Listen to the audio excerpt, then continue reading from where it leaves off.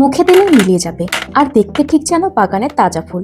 নমস্কার বন্ধুরা, আজ আপনাদের জন্য নিয়ে এসেছি অসম্ভব সুন্দর আর জিভে জলানা ফ্লাওয়ার কুকিজ বা ফুলের নকশার বিস্কুট।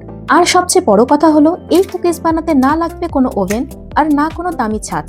বাড়িতে থাকা খুব সাধারণ কিছু উপকরণ দিয়ে আজ এটা আমি আপনাদের বানিয়ে দেখাবো। সবার প্রথমে একটি বলে 3টির মতো ডিম ফেটে নেব। আগে থেকে মিক্সিং জারে আমি 1 বাটির মতো চিনি গুঁড়ো করে রেখেছিলাম, সেটি ডিমের মধ্যে দিয়ে দিচ্ছি।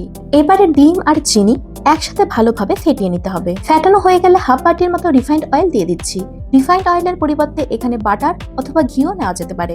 এবারে অল্প অল্প করে ময়দা অ্যাড করে একটা টাইট ডো তৈরি করে ফেলতে হবে। আমার যেমন এখানে মোটামুটি 1.5 বাটির মতো ময়দা লেগেই গেছে। আপনারা যদি চান একটু হেলদি ভাবে বানাতে, তাহলে ময়দার পরিবর্তে গমের আটাও ব্যবহার করতে পারেন। ডোটিকে আমি দুটো ভাগে ভাগ করে নিয়েছি। একটি ভাগের মধ্যে দিয়ে দিচ্ছি 2 চামচের মতো কোকো পাউডার। কোকো পাউডারটিকে ভালো করে মিশিয়ে নিলে আমাদের রঙিন ডো একদম রেডি হয়ে যাবে। কোকো পাউডারের যে চকলেটের ফ্লেভার, সেটা কিন্তু বাচ্চাদের খুবই পছন্দ হবে। আপনারা যদি আরো কালারফুল বানাতে চান, তাহলে 3-4টে ভাগে ভাগ করে নিতে পারেন ডোটিকে, আর প্রত্যেকটা ডোতে বিভিন্ন রকমের ফুড কালার অ্যাড করতে পারেন, যেমন লাল, সবুজ, হলুদ। এবারই হলো আসল ম্যাজিক দেখানোর পালা। কুকিজটিকে দেখে হয়তো অনেকটাই কঠিন মনে হচ্ছে, কিন্তু বিশ্বাস করুন, বানানো খুবই সহজ। দুটো ডো থেকে ছোট ছোট বল বানিয়ে নেব, যাতে প্রত্যেকটা বলের সাইজ একদম সমান হয়। এবারই হলো আসল ট্রিক্স। সাদা বলের ভেতরে কোকো পাউডার মেশানো বলটিকে ভালোভাবে ঢুকিয়ে দিয়ে ওপর থেকে মুখটাকে সিল করে দিতে হবে।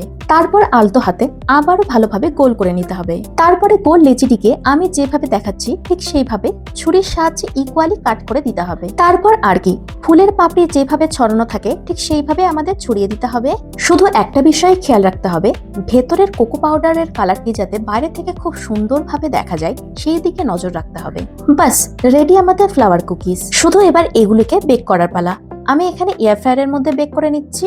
আর তোমরা তো এমনিতেও জানো চারিদিকে গ্যাসের কতটা ক্রাইসিস চলছে, তবে কোনো চিন্তা নেই, তোমরা গ্যাসের মধ্যেও এটিকে বেক করে নিতে পারবে। শুধু সেক্ষেত্রে কড়াইয়ের মধ্যে বেশ অনেকটা পরিমাণে লবণ অথবা বালি দিয়ে একটু প্রিহিট করে নিতে হবে।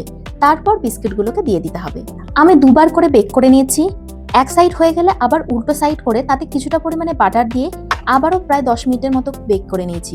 মানে আগে 10 মিনিট, পরে 10 মিনিট, টোটাল 20 মিনিট আমার সময় লেগেছে বেক হতে। রেডি আমাদের ফ্লাওয়ার কুকিজ।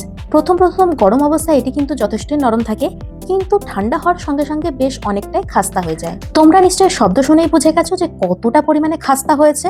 দেখো কত সুন্দরভাবে ভেঙে যাচ্ছে। বিকেলের চায়ের আড্ডায় বা বাচ্চাদের টিফিনে দেওয়ার জন্য এটা কিন্তু একদম সেরা। রেসিপিটি ভালো লেগে থাকলে অবশ্যই চ্যানেলটিকে সাবস্ক্রাইব করে দিয়ে রাখবেন। আর আপনারা যদি ফেসবুক থেকে দেখে থাকেন, তাহলে অবশ্যই আমার পেজটিকে ফলো করে দিয়ে রাখবেন। দেখা হচ্ছে পরের ভিডিওতে। Tata, bye bye.